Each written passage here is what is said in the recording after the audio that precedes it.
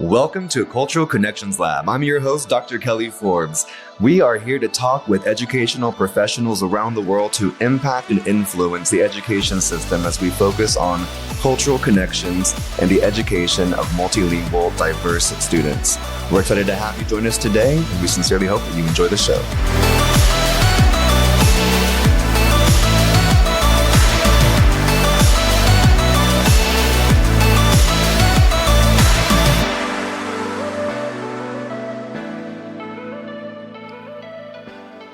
Are you ready to take your school district to new heights?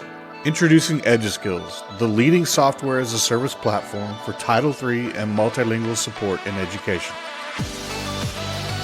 At EduSkills, we understand the importance of equitable education and empowering multilingual learners to thrive in today's classrooms.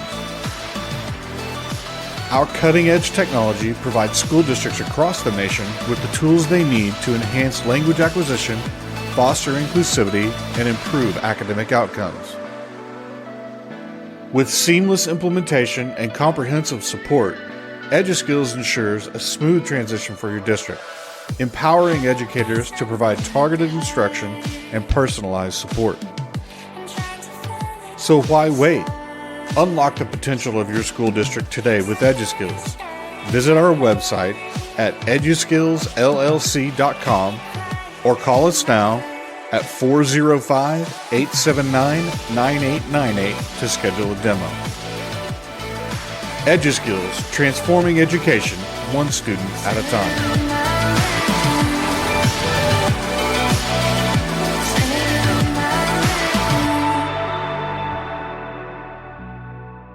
Welcome to another episode of Cultural Connections Lab with myself, your host, Dr. Kelly Forbes. I am so excited to be here today with our co-host, Dr. Jeffrey Taylor Tribble, the president and CEO of EduSkills and our sponsor for this podcast. Listeners, I am so happy that you're here with us today for a very special treat. We have not only someone who is an amazing educator, but she is also our current Miss Oklahoma 2023, Miss Sunny Day. Miss Sunny Day, again, she is Miss Oklahoma 2023. She is a first-generation high school and college graduate. She graduated Norman Public Schools in 2013 and went on to obtain her Bachelor of Arts in Communications at the University of Oklahoma in 2018. She has been a public school teacher at Bridgestone Intermediate and Western Heights Public Schools since 2018 as well. Sunny has had many roles in her school. She has taught 6th grade, served as an ESL teacher, and a 5th grade ELA and Social Studies teacher. Some of her proudest moments in her teaching career are being named Next Gen 30 Under 30 in Education in 2020 and Teacher of the Year in 2021. She calls her school a second home, which is why she has decided to continue to teach during her reign as Miss Oklahoma. Sunny has a personal connection to volunteerism. As a little girl, she and her family were often taken care of by churches, schools, and other generous people within her community. As she got older, she decided she wanted to give back in the same way. She has invested over 5,000 hours in her community service endeavors. Two of her favorite organizations she has been a part of are OKC Teem and the Tim Tebow Foundation. Aside from her service work, she has done a lot within the walls of her own school, planting a school garden, starting her school's first cheer team, and establishing a recycling club are some of her many leadership roles in her school. Over time, she has created her own character development school program called Ready, Set, Go, Building Skills Today for Tomorrow's Success. Her community service initiative is a mission that provides a path to gain life skills, mentorship, scholarships, and the dream life for youth of all ages and upbringings by helping them navigate school, the workforce, and life experiences.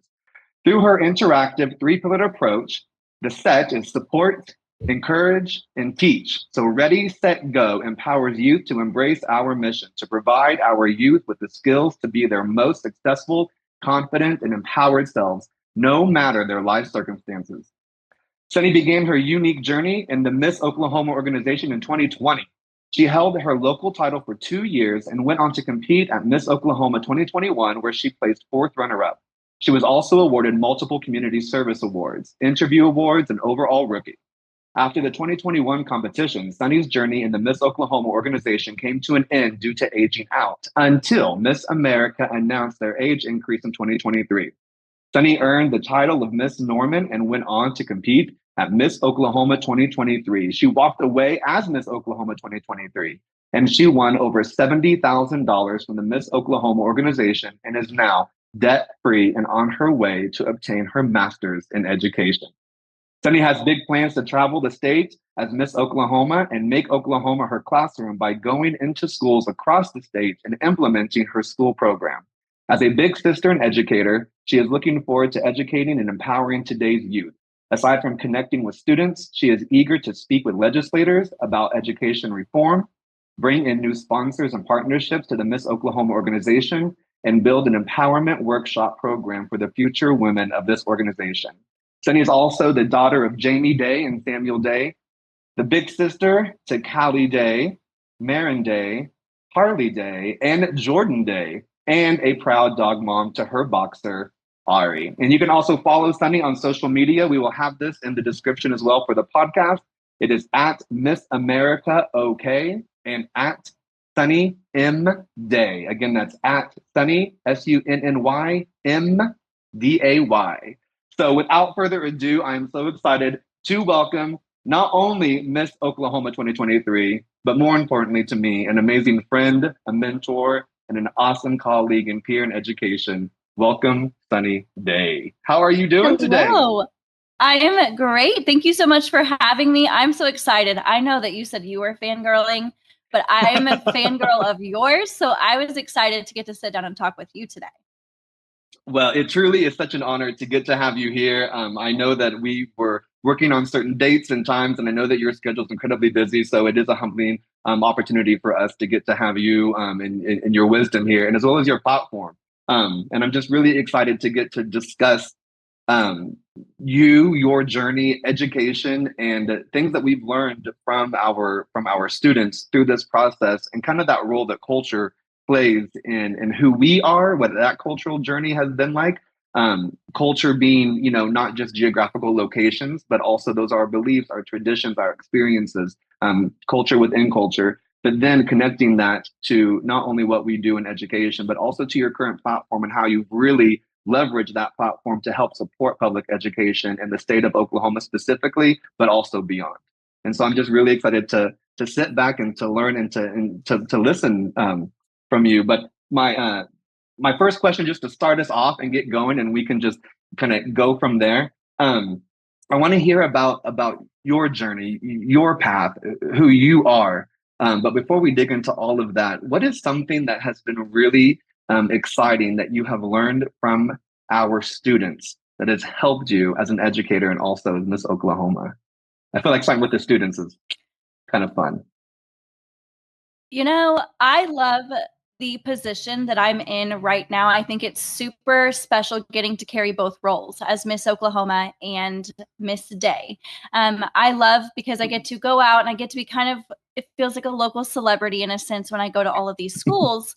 But what's really neat is, I get to go to all of these schools and all over the state of Oklahoma, and I get to learn what they're doing differently from versus what we're doing at Western Heights. And so it's a learning opportunity for me to be able to take this insightful information that I've asked principals and other educators across the state and get to take it to our principals so we can learn and grow as well. But in terms of being a teacher, the one thing I've learned about my students or from my students that's helped me as Miss Oklahoma is that sometimes it's more important to be the student than it is the teacher. We oftentimes think of us as adults. We're the ones in front of the room with the microphone. We're the ones talking 24/7.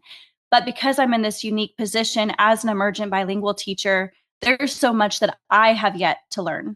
And I love getting to learn from them, whether it's about their traditions or it's about their languages. One thing that I do at the end of every day is I tell my kids, if you guys can stay focused and you can do what you need to do for you to gain the knowledge that you need to today, for the last 45 minutes of school, I will let you guys teach me whether it's your favorite music from your favorite country. Maybe you can show me online a recipe that maybe I can go home and cook one of your favorite foods, or I can learn some of your language. I did not come into this role speaking any Spanish.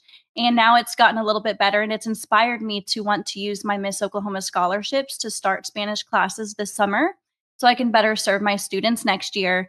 But I've learned to just be a better listener and to be a student. And when I go and do things as Miss Oklahoma, Instead of me being the girl with the crown, with the microphone in front of all the kids, I give the microphone to the kids because I want to hear their stories. Because I, as a teacher and as Miss Oklahoma, I'm representing people. I can't accurately represent people if I don't know where they come from. And so it's been really great to be able to learn about my students and the students of Oklahoma by just simply listening.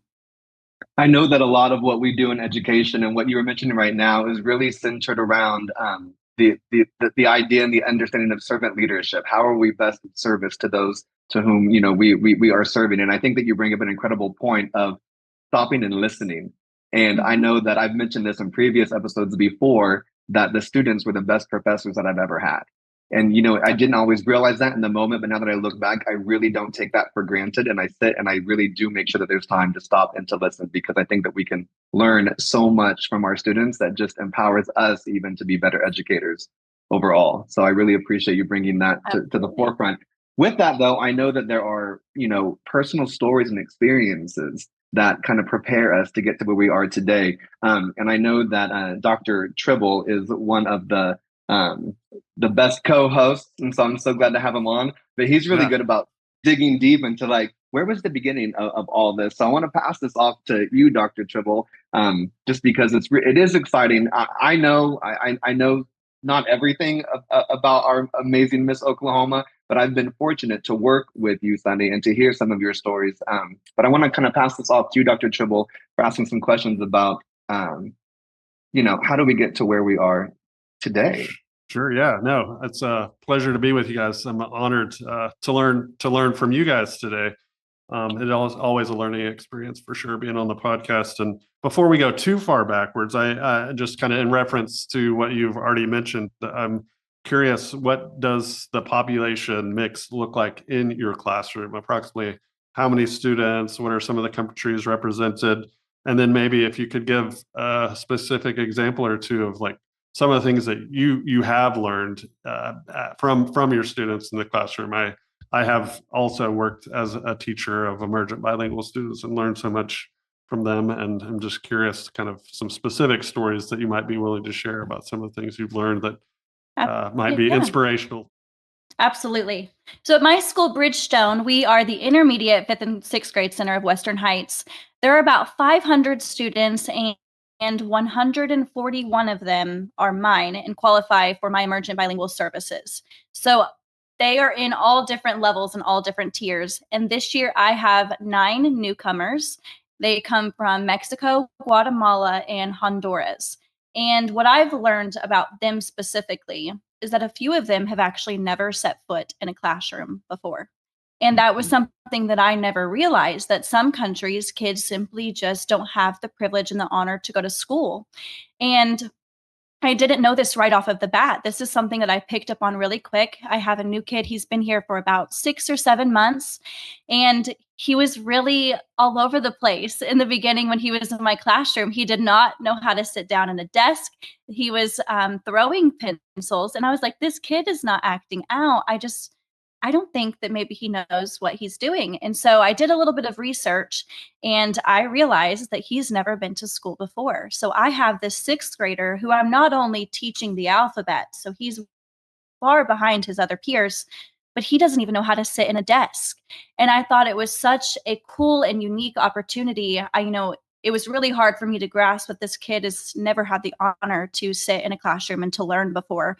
But I saw this as an opportunity to let him fall in love with being in a classroom and to make it fun. And so for the first month, it was all about him and where he came from. I'd started off being the student for him.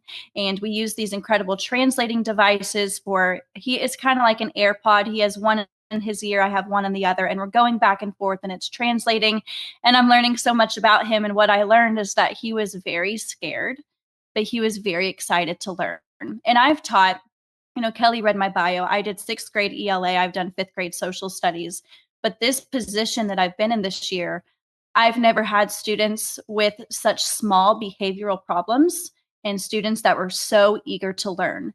And oftentimes, it can be a little upsetting to be in this position because I often hear remarks on the side that these kids are really fidgety, they are misbehaving, they don't want to focus, but it's simply that they can't because of that language and cultural barrier.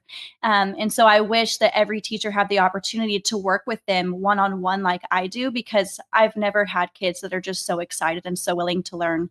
But in the past, I've had students from Vietnam and we've had students from Afghanistan. So we are kind of a melting pot at Western Heights, which I think is really a beautiful thing.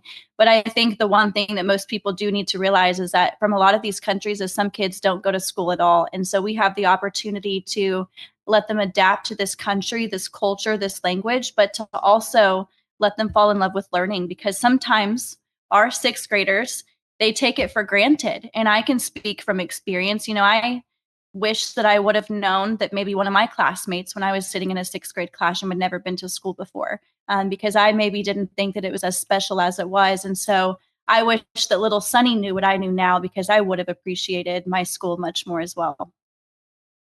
I think that's so accurate, right? Because I know, and Taylor, I think from your experiences too, it's been the language learning students overall, but most specifically your newcomer students, and they're not taking anything for granted. They are there every single day. Their parents come to every single parent-teacher conference, and you also reap the benefits of having great food often delivered, great other cultural types of dishes, or you learn different beliefs and practices in the culture. And I think all that does just really help us understand more how to best serve our students.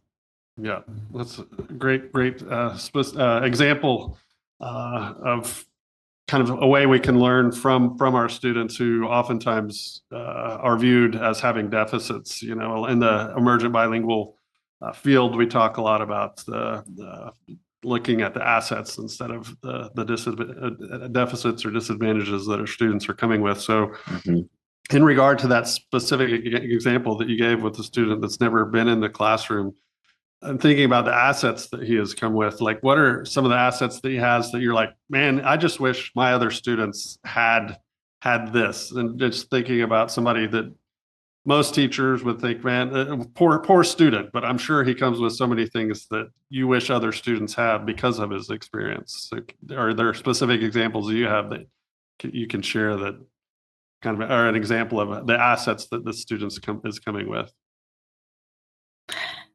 Honestly, the one that I can think of is respect. He has a totally different level of respect. And I think that it's a cultural thing. And I think, like Kelly mentioned, I see much more parent involvement than I see from any students that I've ever had before. And I think that that is so special, because there is this misconception about families that come from other countries and how they do not value and they do not care. And I've seen that to be the complete opposite. Their parents are so involved. And so their asset is their family involvement and their level of respect that they have for the education system. And I think another component to that is that whenever we have students, and most specifically our newcomer students that are coming to the United States, so anywhere where they're coming, or wherever this episode might land, in any other country where you have a quote unquote newcomer student, they are also bringing in not only the respect that is very cultural, I believe, in some ways, like the respect that other countries show to educators and professional educators in our pre-K through 12 system, but also really that superpower of already having another language. And so, there are students that pay thousands and thousands of dollars to gain. And I am one of those students that was fortunate enough to be able to receive scholarships, to go to the university, to have a great high school teacher, to get me engaged and involved in another language. But these students are already coming with that. They're already coming with the opportunity to become bilingual, biliterate, and bicultural by choice. And I think that is just an amazing superpower that they also bring. That's exciting. Absolutely.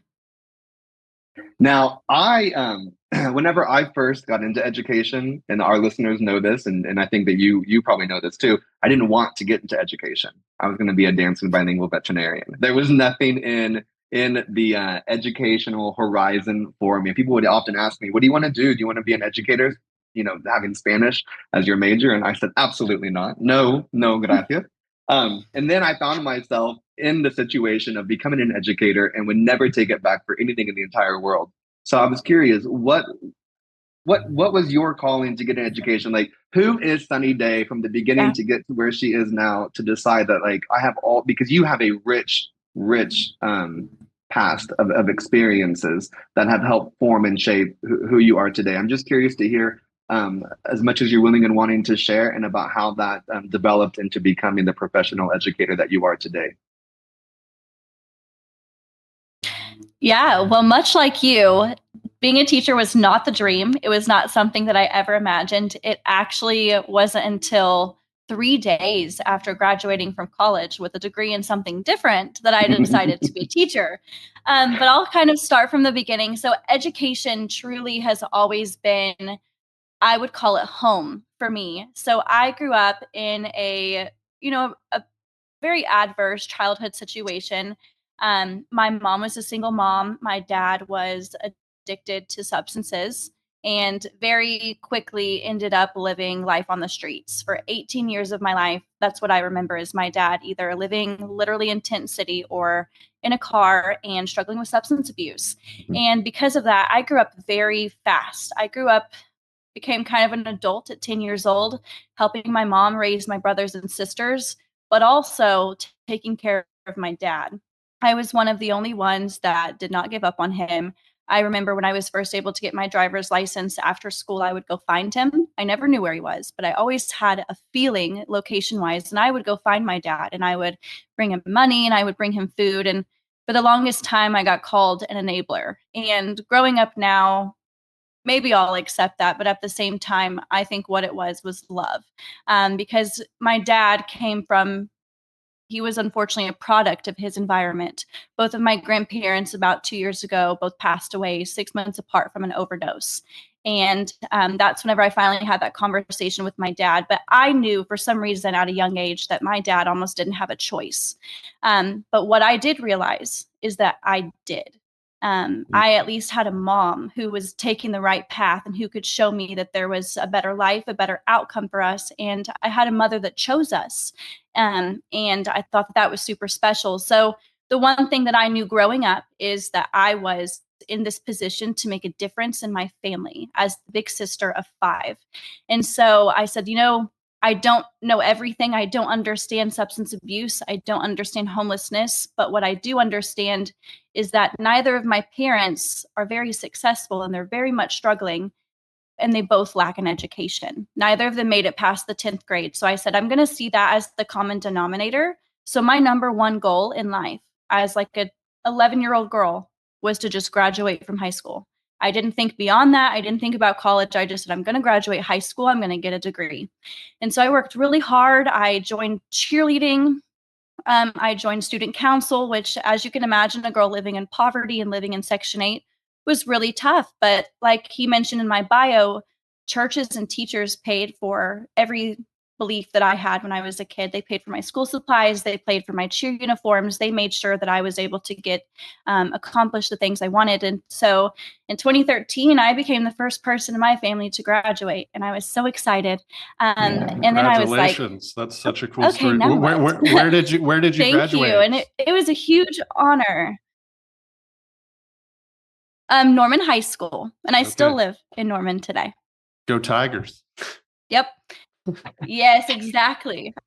I love it. And so, I knew that I wanted to continue to go further. So I randomly went out on a whim and I filled out this long scholarship application for the University of Oklahoma as a first generation graduate. And I love to write. So I was like, an essay, sign me up, I'll do it. So I spent countless hours writing that essay and I got accepted to OU. And it was so exciting, but at the same time, I was terrified because I did not have people that I could ask questions to. Neither of my parents knew anything about college or knew anything about how to choose a degree. So I said, I love to talk. I love people. I'm just going to pick a communications degree because that sounds fun.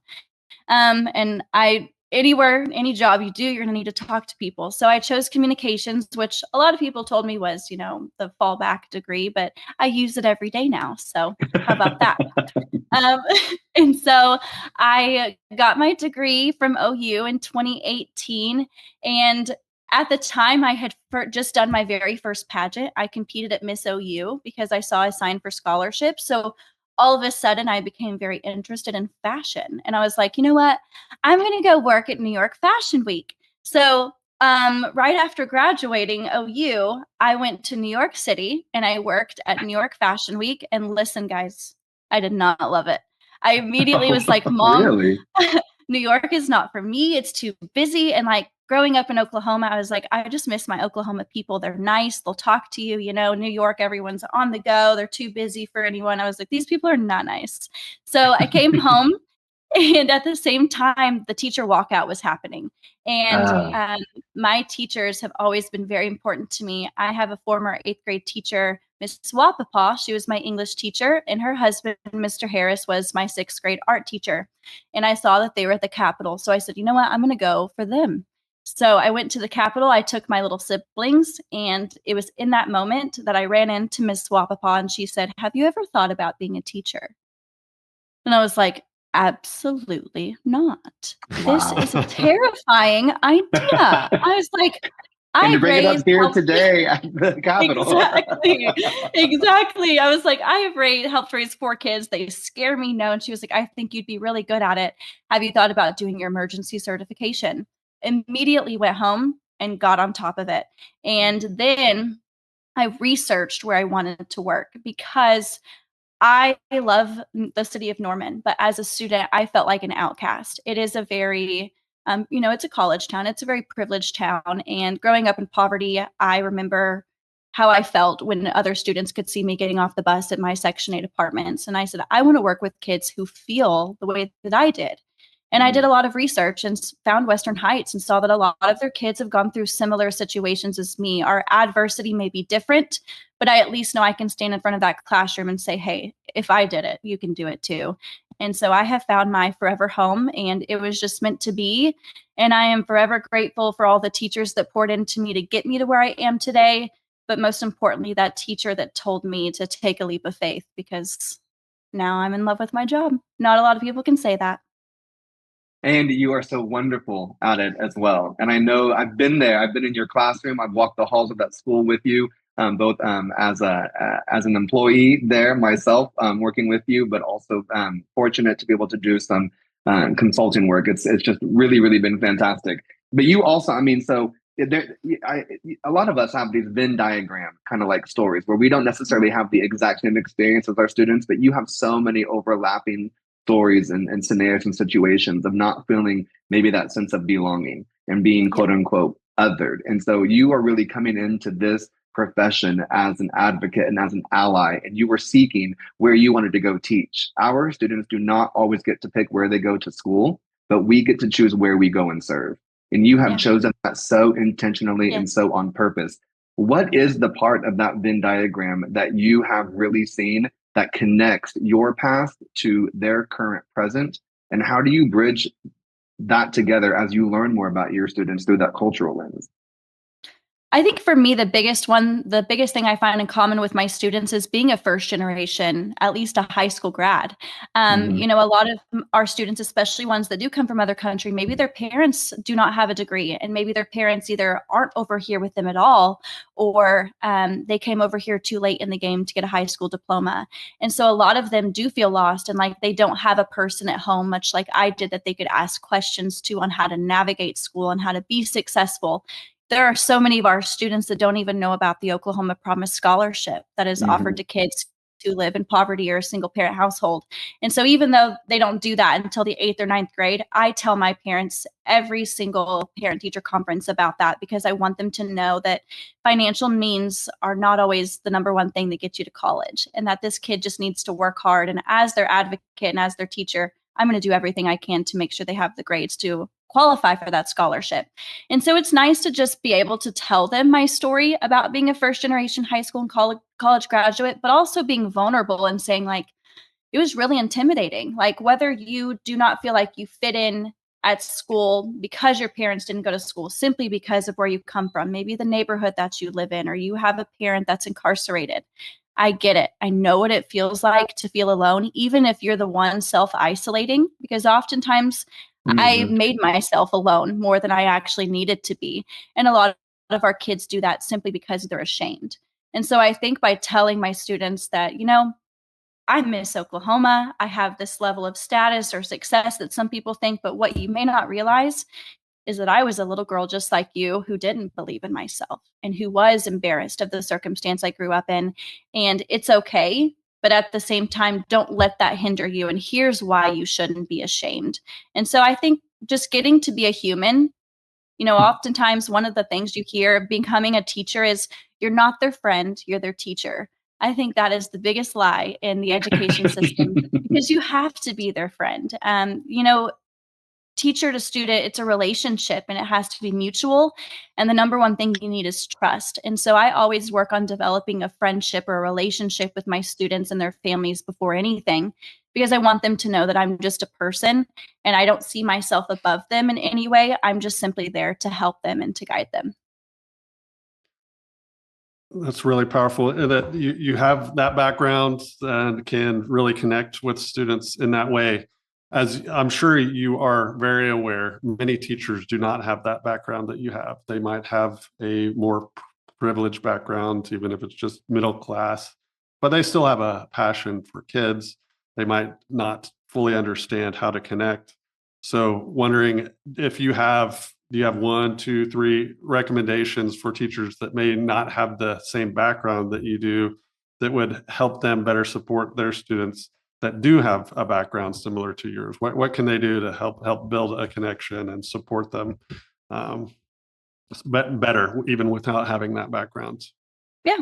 There are two things that I always suggest, and I suggest this to Miss Oklahoma contestants as well, because I'm kind of an anomaly in the pageant world. I just come from a very different background than most title holders. And I always tell them, one, just like I said in the beginning, you've got to be a good listener. Pass on the microphone. Let the kids tell their stories and get to know them. Whether you do some sort of compelling writing assignment, you do some really cool activity. This entire podcast is about culture. And I think your classroom is a culture. I think it has the ability to be a family. So by creating the safe space and passing the microphone on to your students and letting them tell their stories to each other, because the teacher may not be able to relate to the students, but what you're doing by letting them share a little bit about themselves and creating a safe space is you're letting them relate to each other. And a lot of the problems we have in schools is kids against kids, whether it's fighting or it's arguments, and it's because they don't think they have anything in common. So by doing that, you're creating this better culture and this kind of this family. But secondly, I think teachers should go out and they should do community service. I've gone through so much in my lifetime, yes, but my community service experience has been very humbling for me because I realized that I don't have it as bad as I could have. And there's always worse.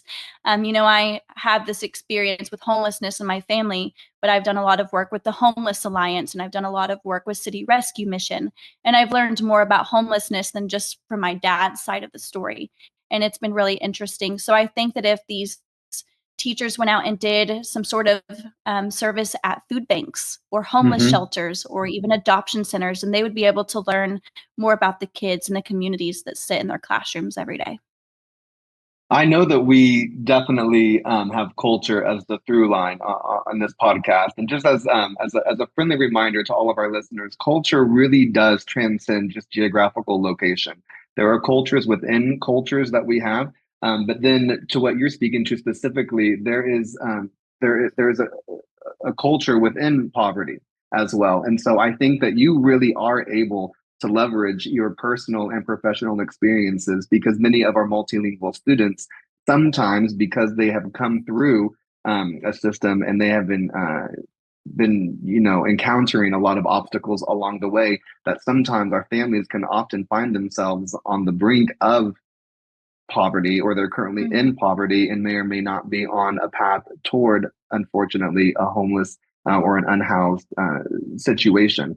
And so I'm so, again, just thankful that you really do speak to this. You bring a lot of awareness to the topic. And I think that we really need to expand this conversation way beyond even this podcast, because we know that there are many different facets, I'll just say, trying to add in their thoughts of all of this. And I often just wonder how many people have really sat down to have a real genuine conversation with someone who is unhoused, whether that be for financial situations, whether that be for even domestic violence situations. Yeah. But these are still real world scenarios that our multilingual students, just because they're multilingual doesn't mean that they don't deal with those same exact issues. So sometimes it's like even compounded in some ways.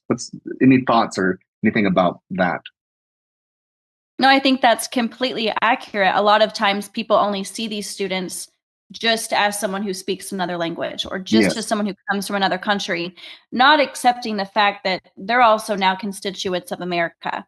We have this whole here already, right? list of problems.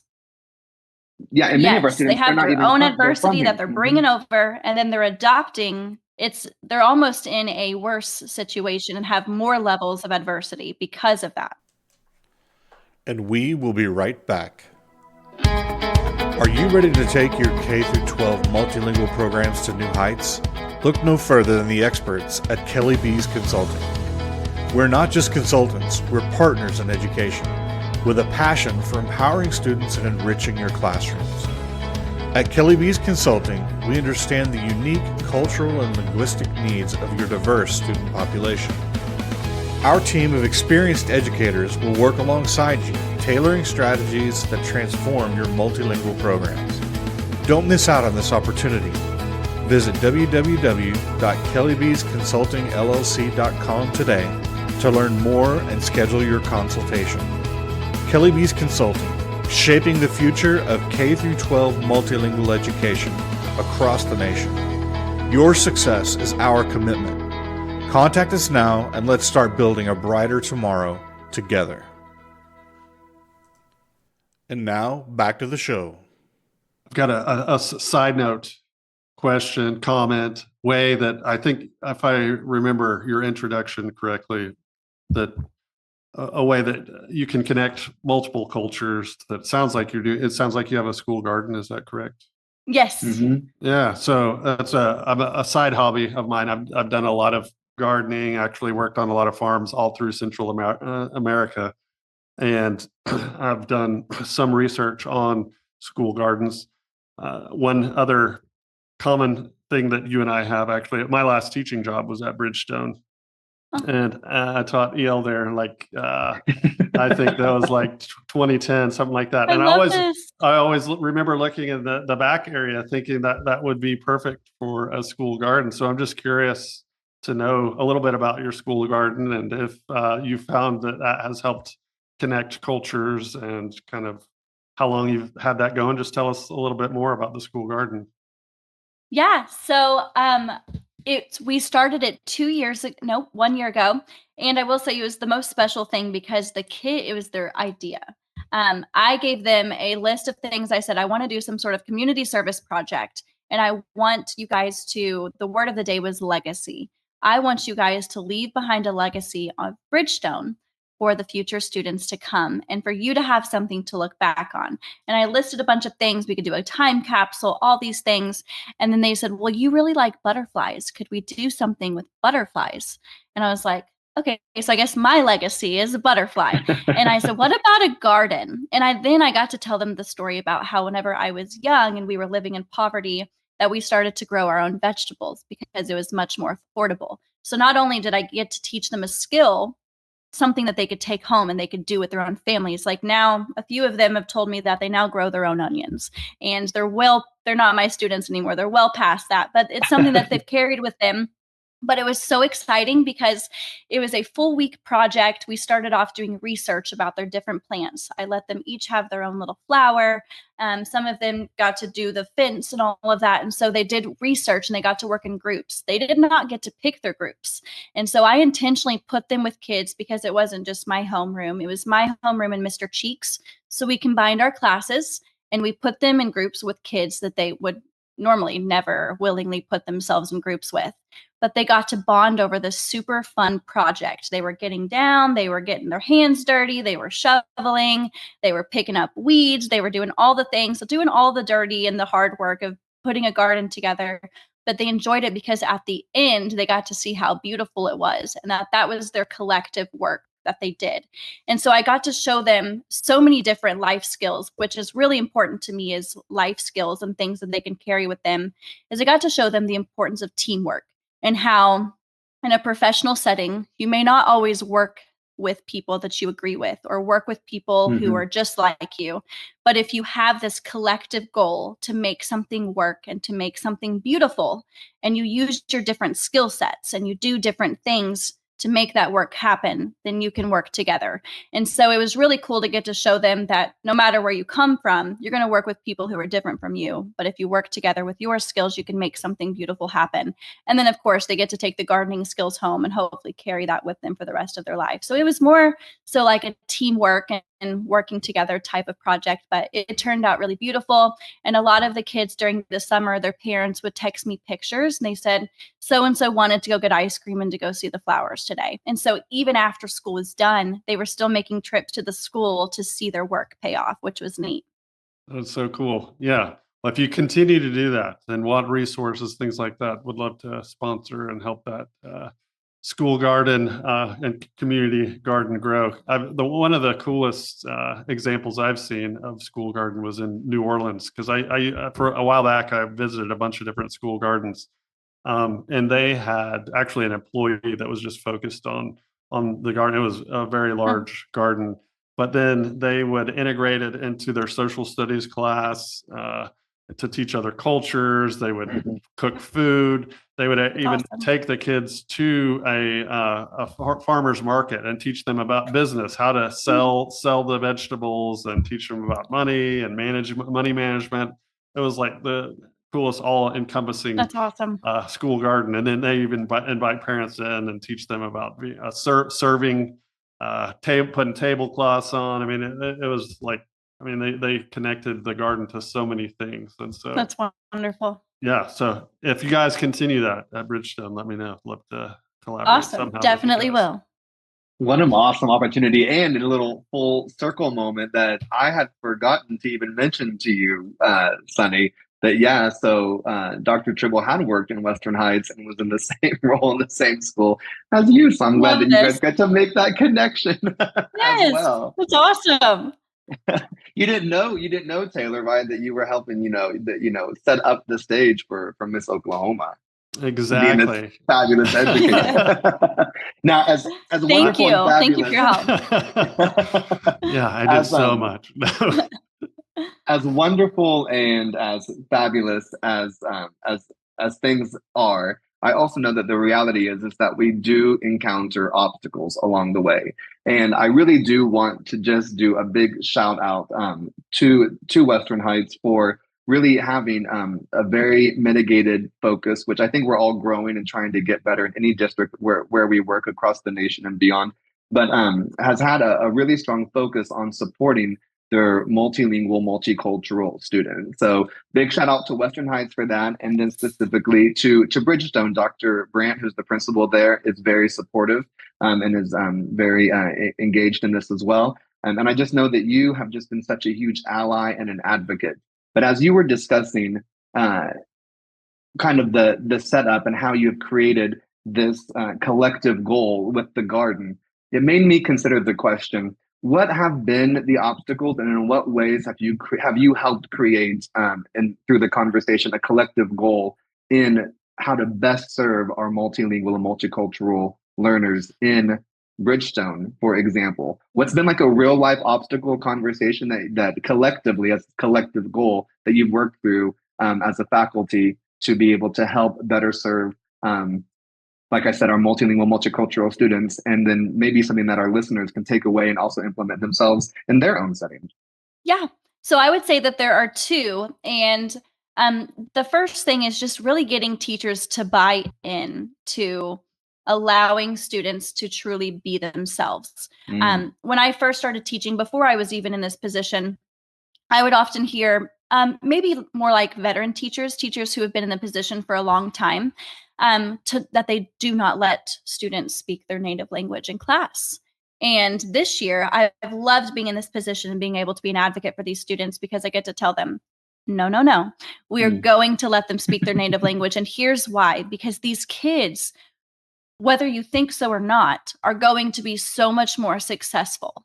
And I always tell my students, the moment that they walk in my door, my goal is to not overshadow your native language with English. My goal is to teach you a skill set on top of the language that you already have, because I Yes. know and I believe in the fact that you're going to be more successful than people who only speak one language. And a lot of kids don't know that.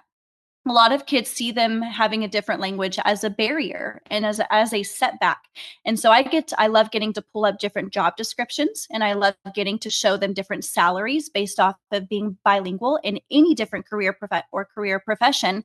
And so it's really eye-opening for them to get to see that. And so really getting teachers to buy into the fact that they have got to keep using their language. And that's a way for them to connect with students, because for a newcomer, sitting in a classroom and not knowing a single word that any of your peers or any of your teachers are saying, you're doing that for 8 hours. That is not fun. It is not enjoyable. But when they can connect and they can speak and engage with other students who understand them and who they can communicate with, it's a beautiful thing.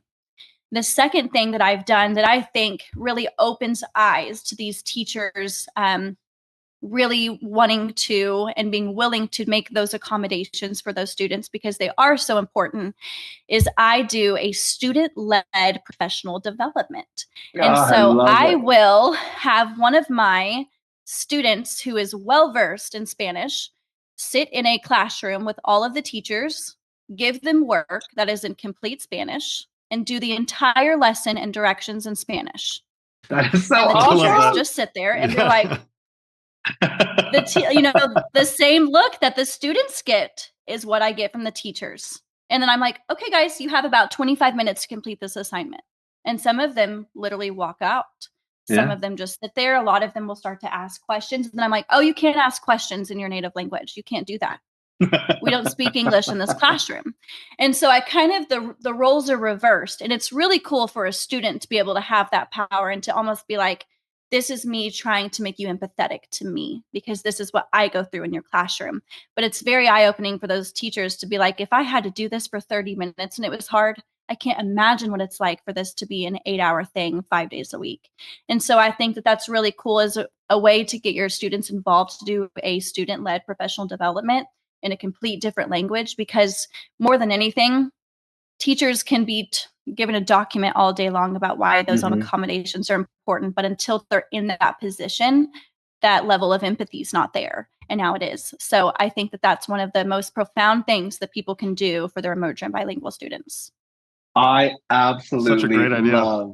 I know, I love it so much. I think that is so fantastic. And I'm sure that even through that, the student probably feels guilty in such a way to tell them that you can't use any English, automatically modeling what empathy looks like from the flip side of the adult educator that has at least a bachelor's degree, if not a master's or a doctorate, right? And so whenever we consider that, like, here we are, full-grown adults with a degree in this situation, and I'm seeing actually what I could and should be doing through the eyes of one of my 5th or 6th grade students. Yes. I don't know how you get closer to empathy than that. Yep. It works. I don't know it for really sure. helps. And then it's also so true. I mean, I love these conversations where I get to go to other places and discuss the power of using the child's first language or both languages. Because again, just as a reminder, many of our multilingual students are born right here in the United States, because sometimes, contrary to popular belief, this is a very multilingual nation. And so whenever we're able to create space for students to use their entire linguistic repertoires, to be able to build upon their language, that has never hurt me. But people see me and they think, well, what a privilege that you were able to do that and how great that is. But we don't always see that with our students coming in with the other language. And so I think it really takes us as professional educators, again, to really reflect upon our own mindset and to consider the role that empathy plays in all of this. We can make these appropriate cultural connections, because language and culture cannot be separated. And how do we create space to have that be leveraged in our classrooms, whether it be through English, Spanish, Vietnamese, or any other language? How do we help students learn content, go through that cognitive process while still being very culturally responsive and uplifting the cultures, the heritages, and the languages of our students? I think that is so dynamic. I did have teachers before that would also tell me, saying, well, I don't want them to speak Spanish in class because maybe they're talking about me. So I just said, you can't speak any Spanish. I'm like, well, listen, let them talk because the English Exactly. might be talking too, and you can't tell them to be quiet for the rest of the entire year. Exactly. Yep. We teach content and character. So I think that we can do that Yep. in any language and allow any language to be spoken, even if I myself may or may not be monolingual. I think it's a very, very good point. Absolutely. I love it. I don't know another ally or another advocate for so many different cultural groups. You really just jump into the community at large. You are truly, and I mean this as a professional and also as your friend. I mean, you really are the epitome of an example of somebody who is not just talking the talk, but you really walk the walk. You go into different communities. You listen to seek to understand, not just to respond and to answer.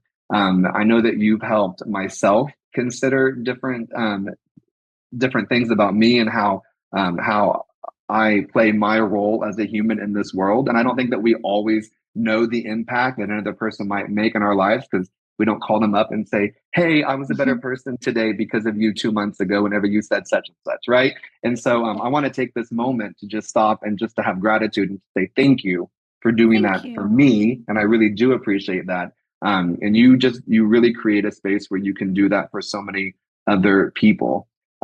So with that, I do wonder what's been maybe in education and then an example maybe outside of education, maybe, but what really has been the biggest impact on you where you've walked away and said, wow, because of this or being involved in this, my life has also changed. And I'm now a better person because I've experienced this.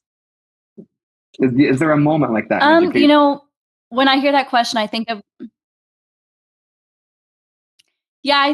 one specific situation, and I think it goes back to me saying that we must be our students' friends more than anything. I had a student for 2 years who was really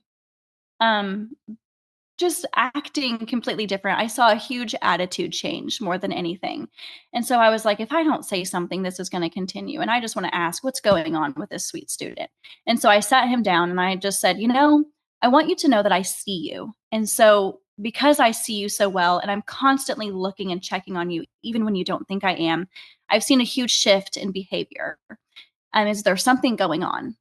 And he opened up about his sexuality and about how that was something that he was struggling with. And because of his, his culture, that's not something that's very accepted in his family. Yeah. And I was like, oh, this is something I cannot resonate with because I come from a very accepting family. And I said, but what I can do is maybe I can be that person. And so I wrote a sticky note for that student that said, I love you, I see you, I hear you, I accept you.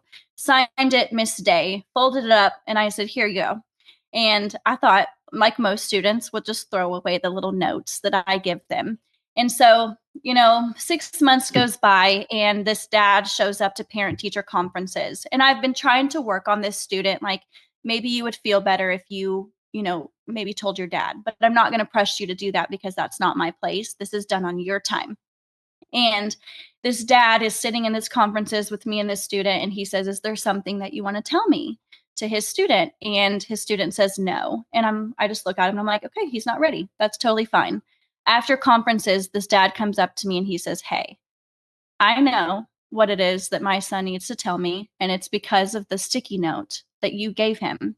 He said, you may not know this, but for the past 6 months, that sticky note has stayed in his lunchbox, and he puts it on his nightstand and repacks it in his lunchbox every single day. And I was like, what? The kid kept my note, and it means so much to him. Well, this year, the second year I've had this student, he finally came up to me and told me that he was ready to tell his dad.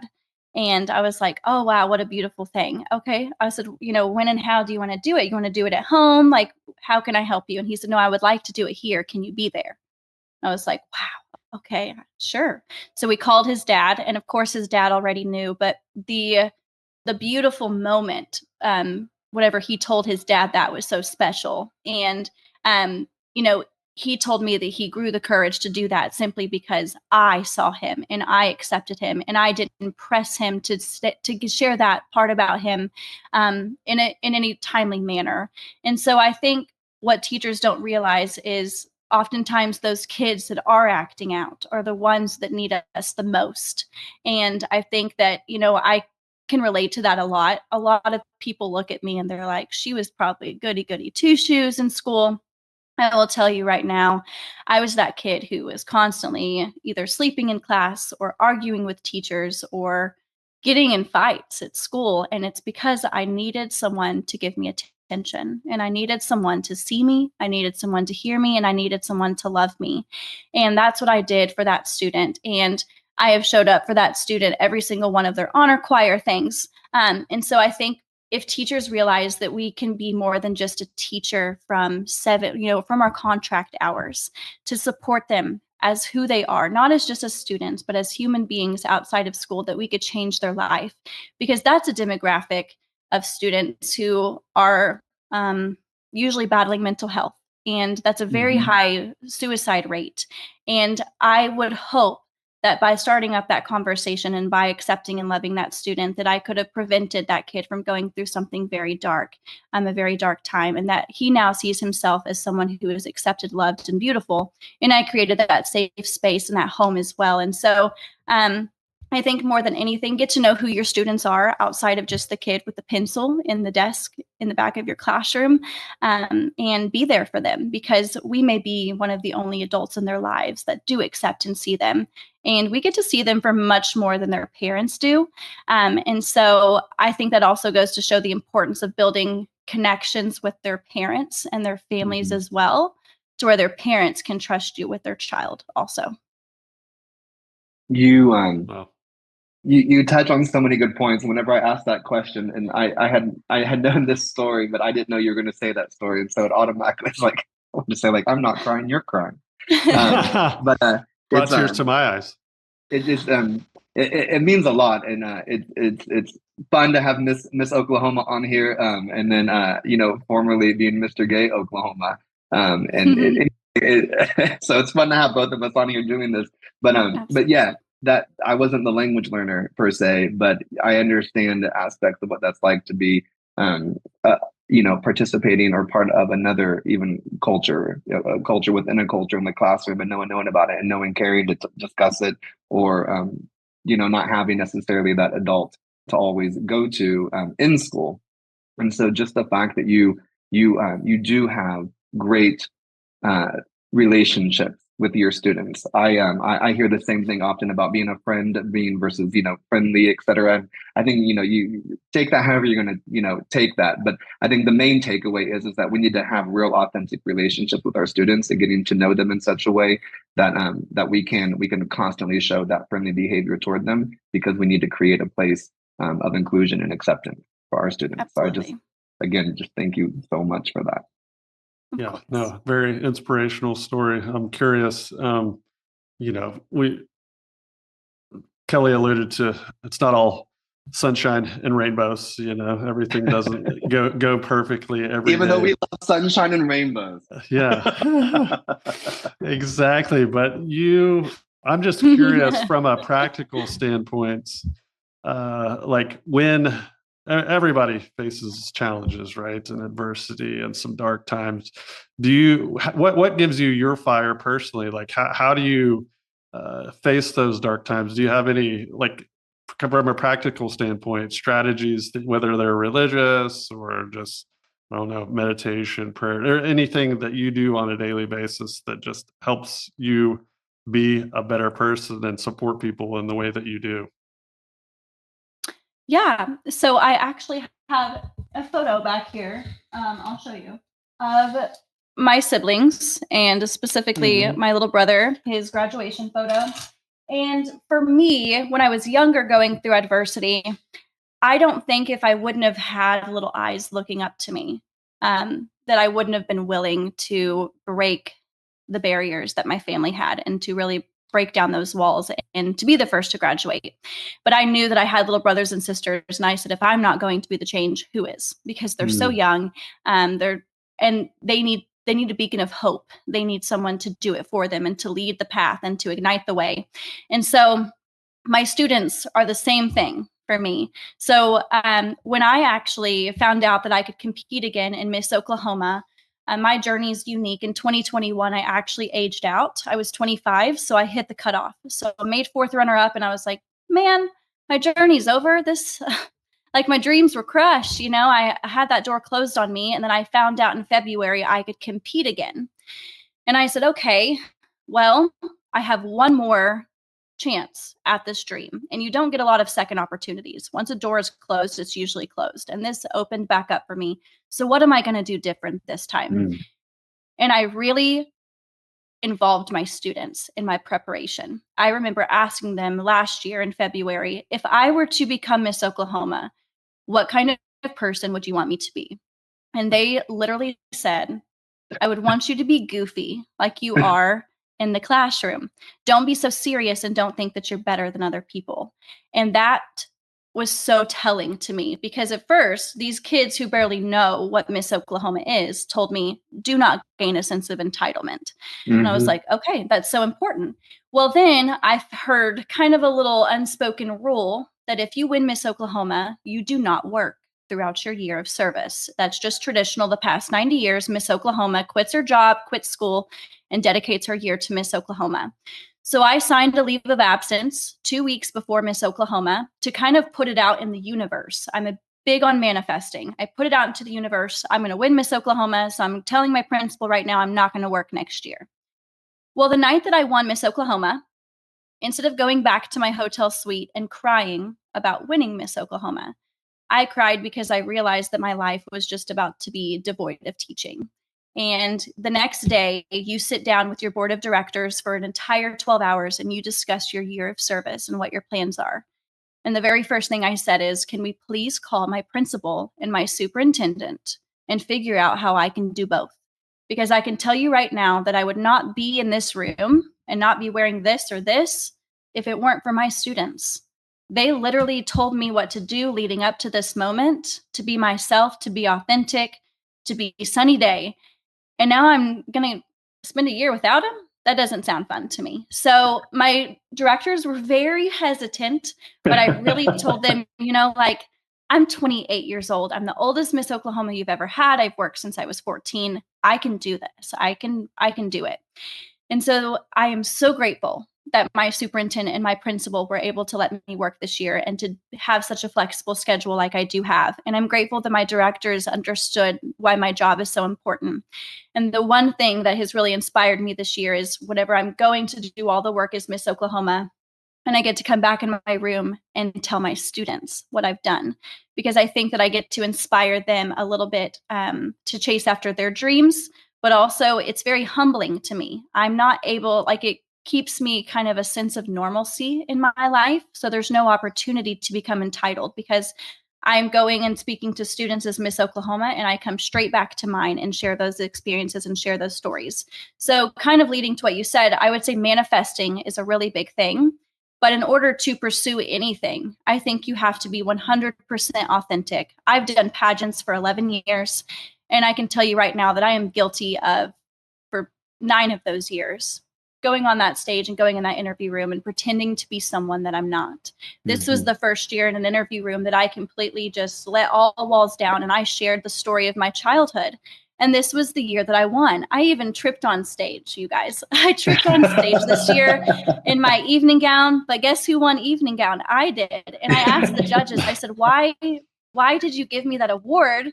Out of 45 women, I'm the one that tripped. And they were like, it's because you laughed it off. And every one of us have tripped. And so I think not taking yourself so seriously is so important, and just being so genuine and authentic to yourself. Thank you. Wow. I I bet that every single time that you've gone to serve as Miss Oklahoma and you come back to the classroom, the kids are just so eager and waiting to hear about what story is coming up. Oh, they love it. They love it. Is there a favorite or one that's been most impactful for them? You know, I did an appearance with the Homeless Alliance, like I mentioned, and I got to talk to them about how real these people were. and that they, at the end of the day, are human beings. Because even kids have, I think maybe because they're told from their parents that a lot of homeless people put themselves in that situation or that they deserve to be there. And I got to tell them what I learned about them. Like I met a homeless man who he was a U.S. veteran, and he just got really sick afterwards. And the paperwork to fill out all of the VA paperwork completely stressed him out because of the level of PTSD he had. Or I could tell them about a mom with 3 kids who was an incredible mom but lost her job. And they said, so normal people are homeless. And I said, yes, they are. And I think that it was so enlightening to be able to teach these kids that people all around them are struggling. And at the end of the day, we're all kind of the same. Each and every one of us are living in this world, really just trying to make a living and trying to survive in our own different, unique ways. And do some of us maybe somehow make a mistake and put ourselves in those situations? Yes, but we can get out of it. And then I get to tell them about how my dad was homeless for 18 years. And it was one really tough conversation between he and I that changed that. And for the past year and a half, he has not been homeless and he's gotten his life together. And so I tell them that through love and support that you could change the trajectory of someone else's life. I'm just speechless whenever I get to sit with you, and I'm just in awe of everything. And hopefully one day, whenever I grow up, I can be just like you. Oh, I can be just like Yeah. just You're like so Miss sweet. Oklahoma. Well, I know. No. I'm thinking I've got, I have 4 daughters, Sonny, and I'm thinking that you're such an inspiration. Can't wait for them to listen to your story and hopefully learn from you. Thank you. Well, you just so you know, to my friend Taylor, she is an inspiration to many of us, and every single I time have that no doubt. that we ever get to work together or to collaborate together, or even if it's just in a minute text message, I'm always thankful to get to have this relationship with you, and I know that your students also feel the exact same way, as well as your colleagues. So Western Heights, the field of education in Oklahoma, is very fortunate to have you. I mean that sincerely. And I Yes, know they that are. you have a very busy schedule. You've made time to be with us, and we genuinely do appreciate that. I know the listeners really appreciate it as well. Before we sign off here, though, is there anything that you would like to share? Any last words? Any thoughts for educators, for Oklahoma, for advocacy? Anything at all that you would like to share before we close up and wrap up today? Yeah, so a few things. So the first thing that I want to throw out there, and this is for people who are wanting to consider being a teacher. This year, I've gone to 3 different job fairs to represent Western Heights, but also as Miss Oklahoma to try to get to talk to kids about going to college, about being an educator. And I've really seen a discouraging amount, like how low the number is of kids who are pursuing a degree in education. And I know that a lot of it has to do with what is going on politically, maybe in the state. I know a lot of it has to do with the financial burden of becoming an educator. But what I will tell you is that being an educator truly is the most special job in the world. I am best friends with some very successful people who are in political position, people who make an amount of money that I will never see the day that, in my life. But I will tell you that I believe that I have a different level of gratitude and appreciation for life because of my profession than those people who may seem like they have everything. And so the work that you get to do as a teacher, no one gets to do, and no one will understand other than us, because we are truly the only profession in the world that gets to see a glimpse of the future. Not a lot of people get to work with the future lawmakers, the future teachers, the future presidents. We get to help shape those minds, and we get to help kids figure out who they are, and such a beautiful and special thing. But what I will say is the second thing is to not be afraid to use your voice. I have a meeting later today with someone very important at the state capitol, and I have been super nervous about it. And I will say that I had a really beautiful, planned out, written agenda of how this conversation was going to go.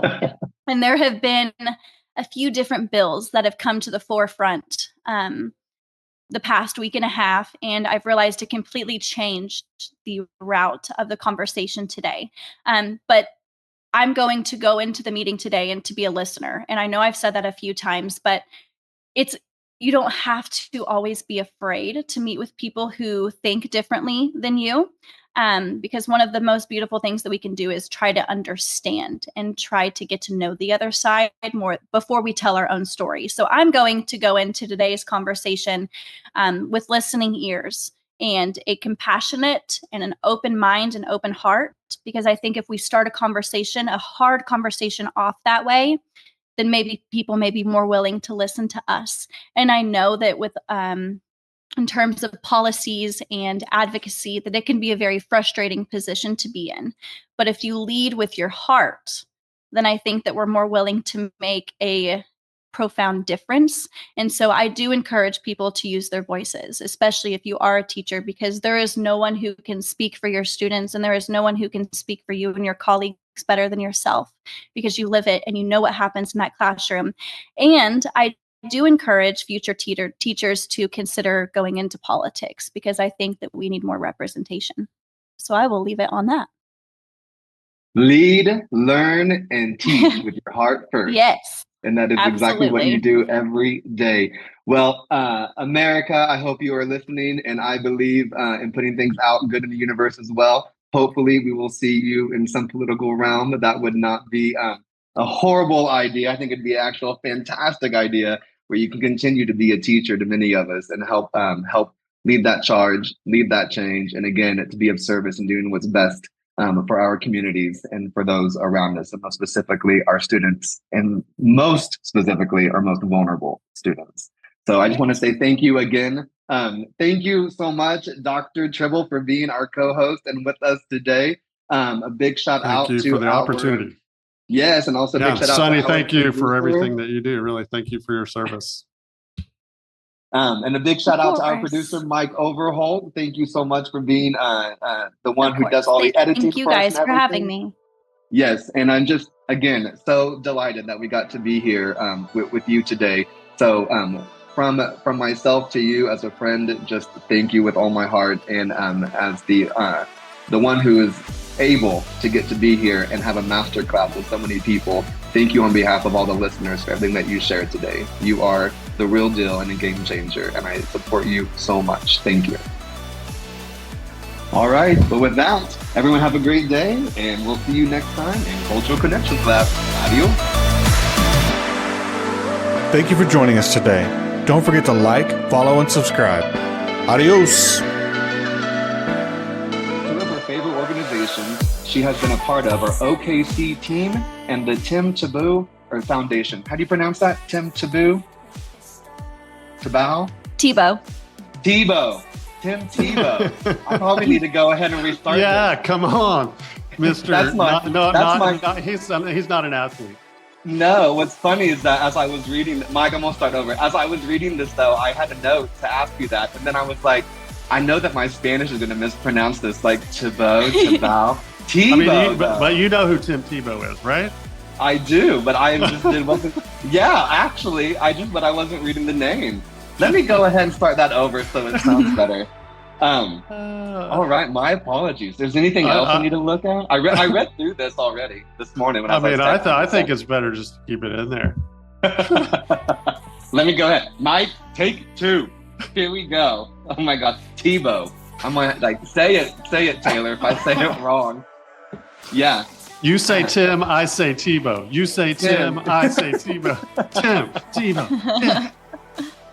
Oh my gosh, I didn't even make the connection when I read. I'm just laughing at myself. That's so funny. I was like, Tebow, I'm gonna have to ask her, and then I did. Tebow, got it. Here we go. Mike, my apologies.